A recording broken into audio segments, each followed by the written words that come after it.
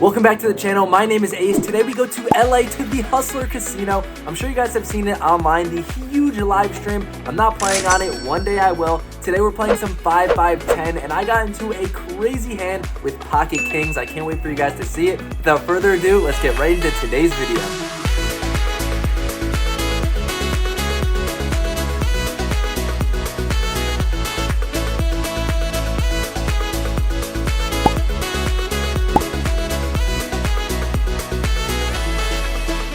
Visiting Hustler and playing here was totally on the bucket list of mine, and look how damn close you are to the stream. It is so cool, so surreal to see in person. And I tweeted this, but I'm from the East Coast. They don't do this over here. I got a free $20 to use on food, and as a 22-year-old, you know I am all over free food. That's a game changer for me. I am well fed and ready to go. Let's get into today's session. Starting the vlog off the right way as we look down at pocket aces. A warm welcome to LA, and we are in the big blind, but like I said, it's 5-5-10. So there's still someone to act after us who has already put in money. You guys get the gist. So the cutoff opens to $25, but they're actually only the second person to act. So I guess they're like under the gun plus one. I don't know, super confusing, but the button calls $25. And when it's back to me, I 3-bet and I decide to go for $85. I definitely should make it much bigger to 110, 120, but the initial raiser makes the fold and the second player who called the 20 makes the call. So kind of an interesting development as the button goes call, and usually those hands are sometimes low to medium pocket pairs, sometimes suited connectors like 8-9 suited, 9-10 suited, Jack-10 suited, all those types of hands. So let's see a flop and see what we're working with. And the flop comes King-10-3 with a flush draw. Definitely should connect with his suited connector range, but not to the medium pocket pair range.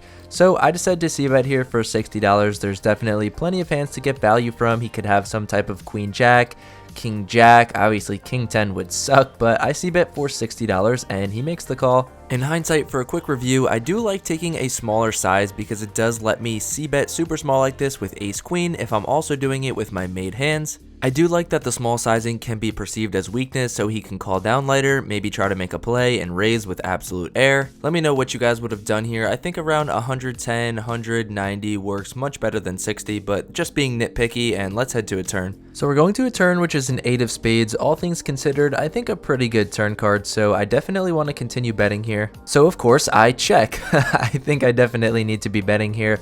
Don't know why I checked in the moment, but he decides to check back. Maybe I was thinking I can only get 2 streets from a weak king.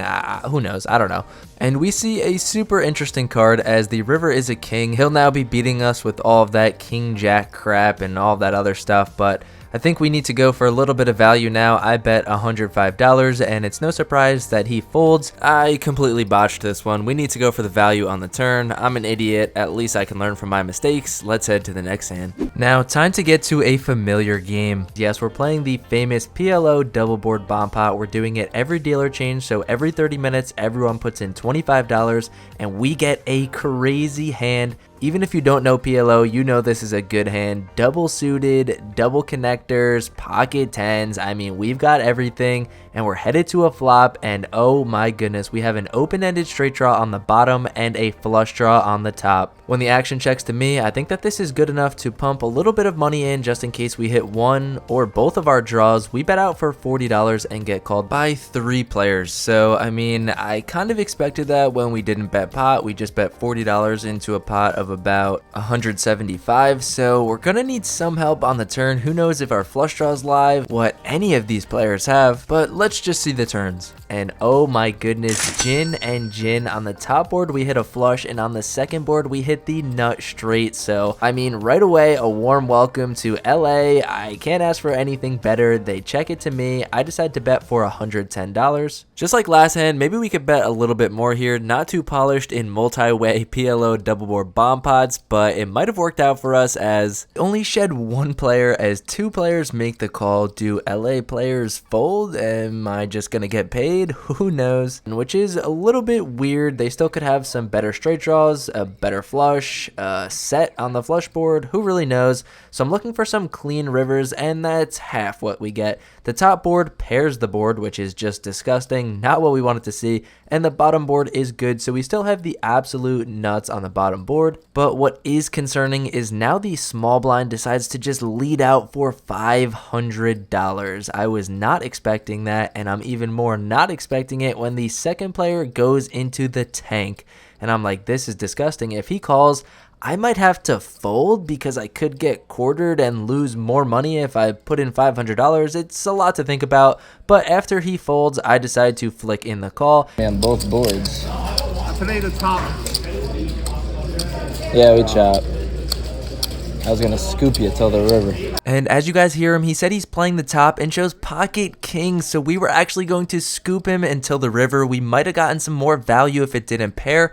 It's alright, it's a little bit of a warm welcome. We win a little bit of money and we're on to the next hand. 30 minutes go by, shocker, nothing happened in Hold'em, and we're back to the PLO streets, and oh my goodness, a step up from the last time. Another double suited connector with pocket jacks. I mean, this has never happened to me where we get these crazy good hands in back-to-back PLO bomb pots. And the flops get even better. On the bottom board, we flop a queen and a flush draw, and on the other board, a flush draw. Although it's only jack high, it's still a flush draw, and with that many diamonds out there, it's less likely that someone else has a flush draw, so we could scoop a massive pot here. Just like the last hand, I bet out for $40, but unlike the last hand, only one player calls, so pretty interesting here. Let's see some turns. On the top board, we hit our flush, and on the bottom board, nothing there, so just have a queen. Unlikely good there, but who knows, could be good. So I want to apply some pressure, and I bet out for $80. Seems like it's the theme of today, me being a wimp, just like the last hand and the last hand. We could and should have bet a little bit more, but 80 is what I chose. I'm here to just report on what I did in the moment. And once again, he makes the call, so we're going to some rivers. Not sure what I really want to see. A diamond would be nice, but it does not come,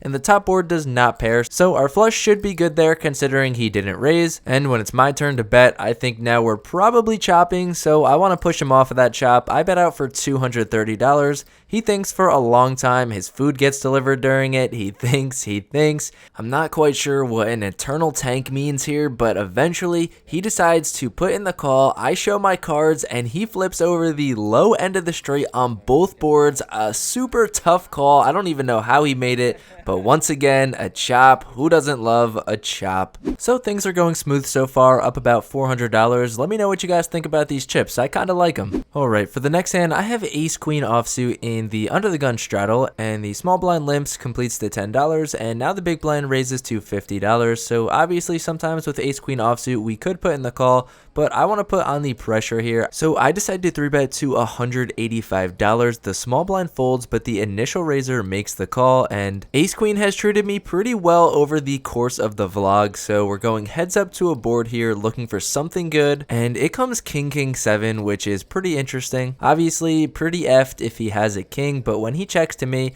we definitely have to put in a c-bet here. Can't check, although sometimes we would check if we absolutely smash the board with ace king. Sometimes we would put in some traps with aces, but with this hand specifically, I want to put in a c-bet here for $125, and he pretty quickly makes the fold, so nice to put on some pressure, pick up a lot of dead money, and we're on to the next hand. The next bomb pot was absolute insanity. I didn't get into it, but it was a three-way $3,000 pot. You see the mountain of chips in the middle. Some absolute insanity is happening at the table. Hopefully we can get involved in some crazy hands, and spoiler alert, a big hand is coming.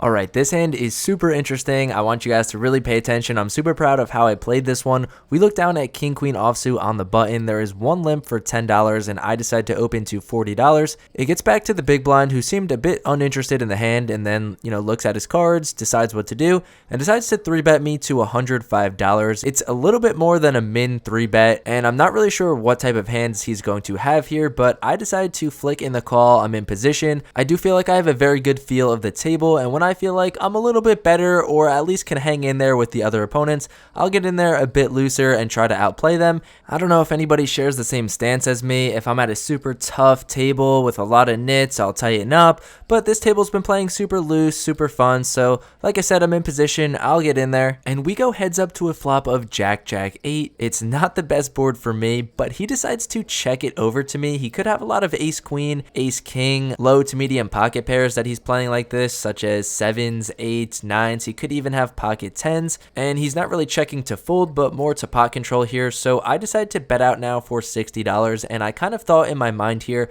I'm going to fully rep and fully act like I have a jack here, play it just like I have king jack, queen jack, ace jack, and just kind of see where that takes me and see if he raises me, what kind of action ensues. But after a small think, my opponent puts in the call, so we're going to a turn here, which is a 6. Obviously only bad if he has pocket 6s, but other than that, it's a brick. And now he checks it to me, and now, like I said, what would I do here if I had a jack? I would size up a little bit. Definitely don't want to go for another small bet, but not too large, so I cut out and I bet $160. And now my opponent thinks about it for quite some time here. He thinks, and he decides to fold. I definitely don't think I had the best hand. I think he had some type of ace high holding, maybe, like I said, a low to medium pocket pair. I think I played this one very, very well. Let me know what you guys think down below, and let's head to the next hand.